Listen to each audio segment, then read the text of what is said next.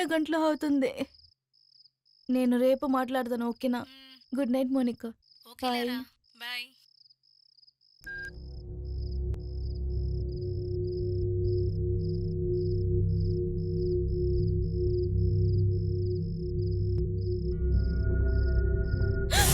గుణ, మీరా మీరెలా అక్కడ?